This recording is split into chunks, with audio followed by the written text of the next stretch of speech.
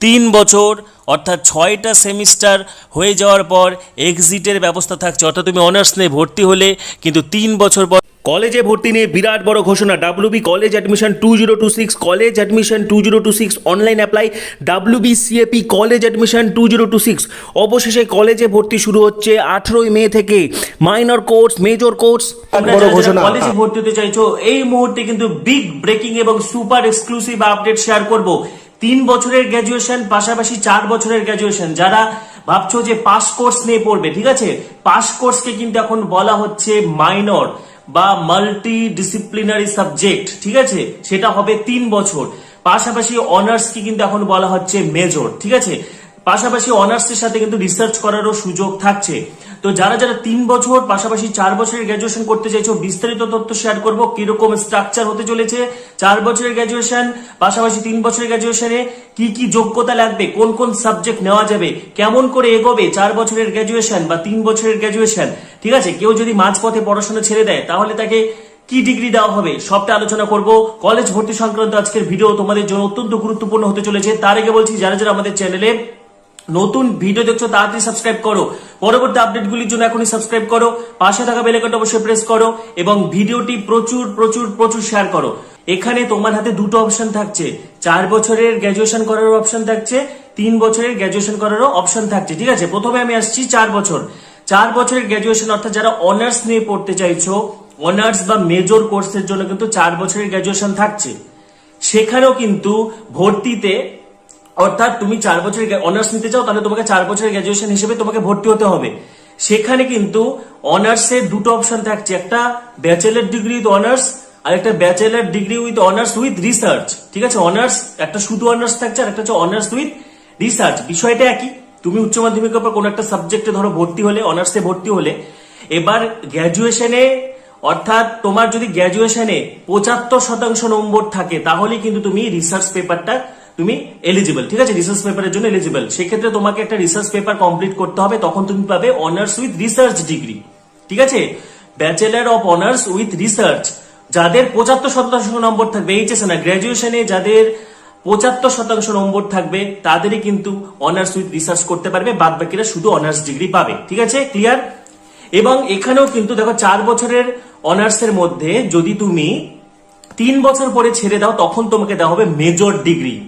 অর্থাৎ এটা কিন্তু পাস কোর্স না, তুমি অনার্স নিয়ে ভর্তি হলে, অনার্স তোমার 4 বছরে, তার মধ্যে অনার্সে যদি তুমি ভালো রেজাল্ট করো, 75% নম্বর থাকে, সেই ক্ষেত্রে তোমাকে দেওয়া হবে অনার্স উইথ রিসার্চ। সেক্ষেত্রে একটা রিসার্চ পেপার তোমাকে কমপ্লিট করতে হবে 4 বছর 8টা সেমিস্টারের মধ্যে। কিন্তু যদি তুমি 3 বছর অর্থাৎ 6টা সেমিস্টার 6th সেম 3 বছর পরে যদি ছেড়ে দাও, সেই ক্ষেত্রে তোমাকে দেওয়া হবে মেজর ডিগ্রি, ঠিক আছে। পাশাপাশি অনার্সের ক্ষেত্রে কিন্তু অনার্সের সাবজেক্টের পাশাপাশি কিন্তু আরো বেশ কয়েকটা জিনিস এখানে থাকছে। যেরকম কিন্তু এখানে বলা হচ্ছে, যেটা অনার্সের সাথে সাথে আগে যেরকম দুটো পাস কোর্সের সাবজেক্ট ছিল সেটাই অবশ্যই থাকছে, ঠিক আছে। যে কোনো অনার্সের ক্ষেত্রে সিঙ্গেল মেজর ডিসিপ্লিন তার সাথে এনি 2 মাইনর ডিসিপ্লিন। অর্থাৎ ধরো তুমি বটনি অনার্স করতে চাইছো, তাহলে বটনি অনার্স, তার সাথে পাশে তুমি জুলজি বা কেমিস্ট্রি রাখতে পারবে। তার সাথে থাকছে এইইসি অ্যাবিলিটি এনহ্যান্সমেন্ট কোর্স, ঠিক আছে, skill enhancement course SEC, MDC থাকছে, মাল্টিডিসিপ্লিনারি কোর্স থাকছে, ভ্যালু এডেড কোর্স থাকছে। তার সাথে কিন্তু সকলকে ইন্টার্নশিপ করতে হবে। তুমি অনার্স নিয়ে পড়ো বা পাস কোর্স নিয়ে পড়ো, সকলকে কিন্তু ইন্টার্নশিপ করতে হবে, ঠিক আছে। যেমন এইসির মধ্যে কোনগুলো, যেমন ল্যাঙ্গুয়েজ, বাংলা, ইংরেজি। ভ্যালু এডেড কোর্সের মধ্যে যেরকম রয়েছে এনভায়রনমেন্টাল রয়েছে, সাইবার সিকিউরিটি রয়েছে, যোগা এডুকেশন রয়েছে, ইত্যাদি নানা রকম কিন্তু ভ্যালু এডেড সাবজেক্টগুলোর মধ্যে রয়েছে, কোর্সের মধ্যে রয়েছে, ঠিক আছে। তো এবারে বলছি আমি, যেটা পাস কোর্সের, এটা হলো অনার্সের কাঠামো। এবার পাস কোর্সের ক্ষেত্রে যেরকমটা আগেও নিতে হতো 3টা সাবজেক্ট, 3টা কিন্তু মাইনর সাবজেক্ট তোমাকে নিতে হচ্ছে, এনি 3 মাইনর ডিসিপ্লিন, ঠিক আছে। তার সাথে কিন্তু এখানেও কিন্তু ভ্যালু এডেড কোর্স থাকছে এবং ইন্টার্নশিপ, অনার্স হোক বা পাস হোক ইন্টার্নশিপ কিন্তু করতে হবে, ঠিক আছে। ফিফথ সেমের মধ্যে তোমাদের ইন্টার্নশিপটা হবে। সামার ইন্টার্নশিপ হতে পারে ল্যাবে, কোন রকম ল্যাবে বা হচ্ছে ইন্ডাস্ট্রিয়াল কোনো অর্গানাইজেশন। পাশাপাশি অনেক ইউনিভার্সিটির মধ্যে কিন্তু এনএসএস, এনসিসি এগুলোকেও যুক্ত করে দিয়েছে, ঠিক আছে। 4 year undergraduate program and 3 year undergraduate program, ঠিক আছে। 4 বছরের ইউজি কোর্স এবং 3 বছরের ইউজি কোর্সের জন্য কিন্তু অ্যাডভাইজারি বা গাইডলাইন পুরো ডিটেলটে কিন্তু সমস্ত কিছু বলে দেওয়া রয়েছে। এখানে যেটা লক্ষণীয় দেখো, মেজর প্রোগ্রাম, ঠিক আছে, অনার্সটাকে কিন্তু মেজর প্রোগ্রাম বলা হচ্ছে। এখানে দুটো অপশান থাকছে, 4 ইয়ার ব্যাচেলার্স ডিগ্রি অনার্স, এখানে 8টা সেমিস্টার থাকবে আর্টস, সায়েন্স, কমার্স, ম্যানেজমেন্টের উপরে, ঠিক আছে। পাশাপাশি আরেকটা অপশান থাকছে 4 years bachelor degree honours with research, এখানে কিন্তু একটা রিসার্চ প্রজেক্ট কমপ্লিট করতে হবে, কিন্তু এখানে 75% নম্বর থাকতে হবে, ঠিক আছে। অর্থাৎ অনার্সে কেউ ভালো রেজাল্ট করলে বা 75% নম্বর থাকলে তবেই কিন্তু এই রিসার্চ পেপারটা কমপ্লিট করা যাবে এবং সেক্ষেত্রে অনার্স উইথ রিসার্চ ডিগ্রি দেওয়া যাবে। এবং এক্ষেত্রেও কিন্তু সুবিধা থাকছে, কেউ যদি 3 বছর পরে পড়াশোনা ছেড়ে দেয় তাকে কিন্তু মেজর ডিগ্রি দেওয়া হবে, ঠিক আছে। পাশাপাশি পাস কোর্সকে দেখো বলা হচ্ছে মাল্টি ডিসিপ্লিনারি প্রোগ্রামস, ঠিক আছে। এটা কিন্তু 3 বছর থাকছে, পাস কোর্স যেমনটা 3 বছর ছিল সেরকমই কিন্তু 3 বছর থাকছে, ঠিক আছে। পাশাপাশি তোমাদেরকে এখানে দেখিয়ে দিচ্ছি, দেখো এলিজিবিলিটি ক্রাইটেরিয়াতে অবশ্যই কী হতে হবে, এইচএস পাস হতে হবে। অনার্স কোর্স বা পাস কোর্সে ভর্তির জন্য কিন্তু বেস্ট অফ 4 এইচএসের বেস্ট অফ 4 4টে সাবজেক্ট মিলে কিন্তু মেরিট লিস্ট তৈরি করা হবে WBSUর অধীনস্থ কলেজগুলো, যেরকম বারাসাত কলেজ রয়েছে, বসিরহাট কলেজ রয়েছে, ব্যারাকপুর রাষ্ট্রগুরু সুরেন্দ্রনাথ কলেজ রয়েছে। তো বেস্ট অফ 4 দেখে অনার্স বা পাস কোর্সের অ্যাডমিশন হবে, ঠিক আছে। পাশাপাশি তোমাদেরকে দেখিয়ে দিচ্ছি, দেখো এলিজিবিলিটির ক্রাইটেরিয়া কী রয়েছে। তো অনার্স নিতে গেলে কম করে কিন্তু 50% নম্বর লাগবে এগ্রিগেটে, এবং যে সাবজেক্টে অনার্স নিতে চাইছো সেই ক্ষেত্রে 45% নম্বর লাগবে, ঠিক আছে। পাশাপাশি কারো যদি এই নম্বরটা না থাকে, শুধুমাত্র যে সাবজেক্টে অনার্স নিতে চাইছো সেখানে কিন্তু 55% মার্কস থাকলে কিন্তু তুমি অনার্স নিতে পারবে, ঠিক আছে। পাশাপাশি কিছু কিছু সাবজেক্ট রয়েছে সেক্ষেত্রে কিন্তু 50% নম্বর থাকলে কিন্তু অ্যাপ্লাই করা যাবে, ঠিক আছে। যেরকম দেখো কি বলেছে, 50% marks in the aggregate when the candidate has not studied the subject in his her previous qualifying examination provided all other clauses are satisfied, ঠিক আছে।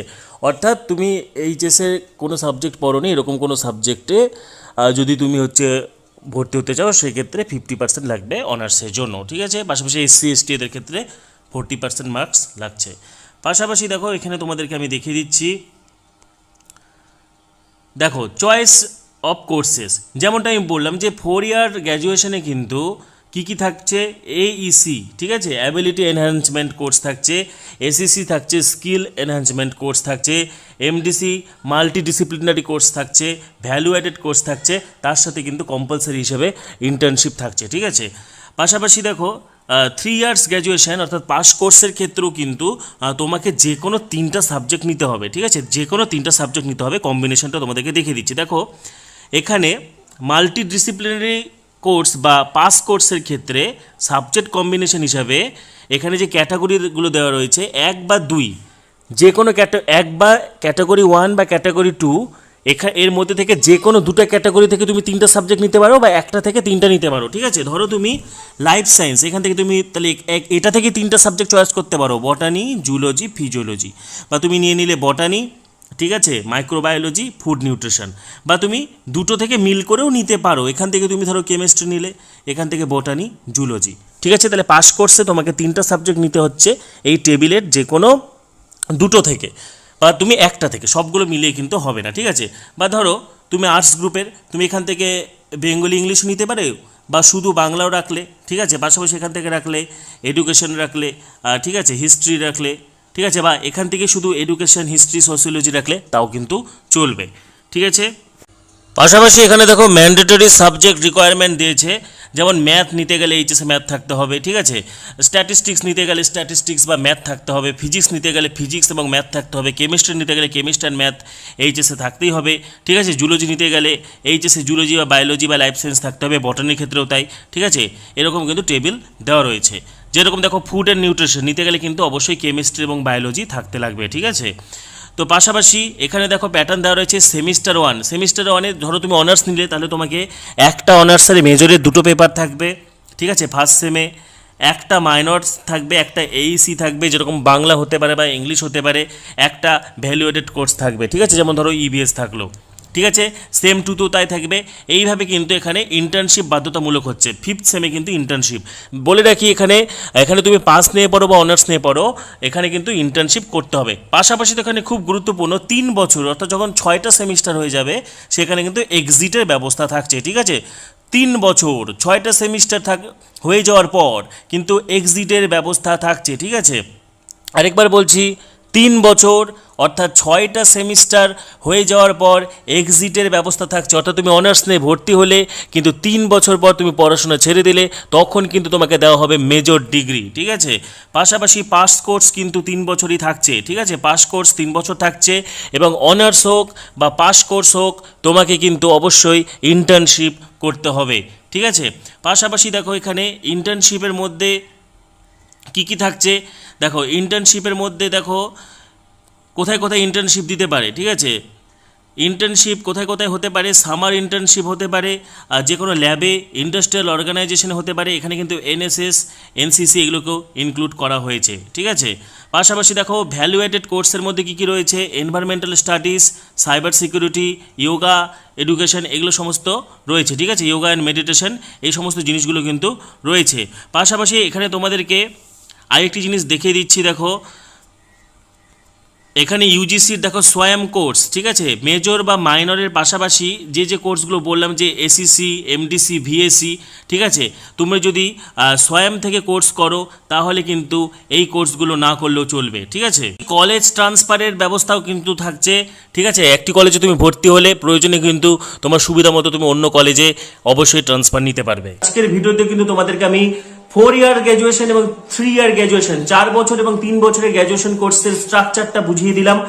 পাশাপাশি অনার্স পাসের পরিকাঠামো থেকে শুরু করে স্ট্রাকচার থেকে শুরু করে কিন্তু মেজর, মাইনর, মাল্টিডিসিপ্লিনারি সাবজেক্ট থেকে শুরু করে ভ্যালু অ্যাডেড কোর্স থেকে শুরু করে কিন্তু ইন্টার্নশিপ সমস্ত বিষয়ে ধারণা দিয়ে গেলাম। তোমাদের আরো কিছু জানার থাকলে কমেন্টে অবশ্যই বলবে। পাশাপাশি কলেজ অ্যাডমিশন সংক্রান্ত পরবর্তী ভিডিওগুলির জন্য এখনই সাবস্ক্রাইব করো, পাশে থাকা বেল আইকনটা অবশ্যই প্রেস করো এবং ভিডিওটি প্রচুর প্রচুর প্রচুর শেয়ার করো। সবাইকে অসংখ্য ধন্যবাদ।